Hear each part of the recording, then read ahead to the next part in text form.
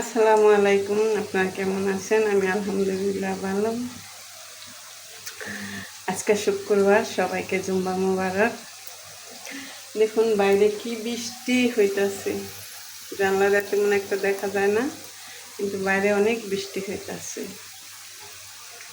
আমি রান্না করতেছি। আমি কি রান্না করতেছি জানেন? ফ্রিজে এক টুকরা গরুর মাংস আসছিল, কুরবানির মাংস। সেই মাংসটা আজকে শেষ, রান্না করতেছি। তো সেটা রান্না করার জন্য কড়াইতে দিয়ে দিছি তেল, পেঁয়াজ ভাজা হইতেছে, আর দিয়ে দিব এলাচ, দারচিনি, গরম মশলা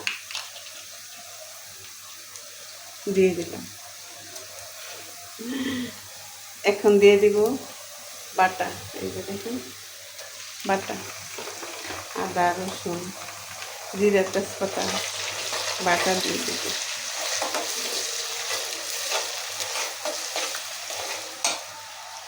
আর দিয়ে দিব আমি হলুদ মরিচ রাখছি, হলুদ মরিচ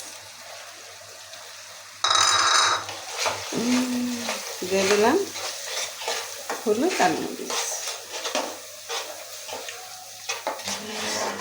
আমাদের মাংস শেষ, আজকে থাকতো না, আর আগে শেষ হয়ে যেত, কিন্তু আমি তো অসুস্থ ছিলাম, খাইতে পারি না, আবার ঠিক করে রান্নাও করতে পারি না, তাই রান্না করিনি। তাই আজকে শুক্রবার চিন্তা করলাম রান্না করে হালাই, তাই রান্না করে হালাইলাম। এখন দিয়ে দিব একটু পানি মশলাটা কষানোর জন্য।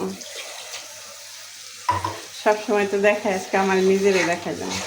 মশলা কষানোর জন্য দিয়ে দিলাম একটু পানি, আর দিয়ে দিব একটু স্বাদ মতো লবণ, কারণ লবণটাই তো স্বাদ। এই যে দেখুন, লবণটাই তো স্বাদ, লবণটা না দিলে তার স্বাদ লাগবে না, তাই দিয়ে দিলাম লবণ। এখন আমি ভালো করে মাংসটা কষাই, এই মশলাটা কষাই নেব।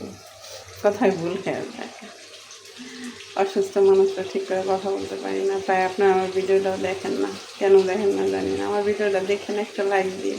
আপনাদের ভিডিওটা যদি দেখতেন তাহলে আমি একটু ওষুধ কিনতে পারতাম, একটু ভালো থাকতে পারতাম। আপনাদের অনুরোধ একটু দেখেন, একটা লাইক দিন, একটা সাবস্ক্রাইব করেন, একটা শেয়ার করে দিন, আরেকজনে দেখতে পারবেন। আপনারা আমার চেহারাটা দেখলে বোঝেন না আমি অসুস্থ, সত্যি আমি অসুস্থ।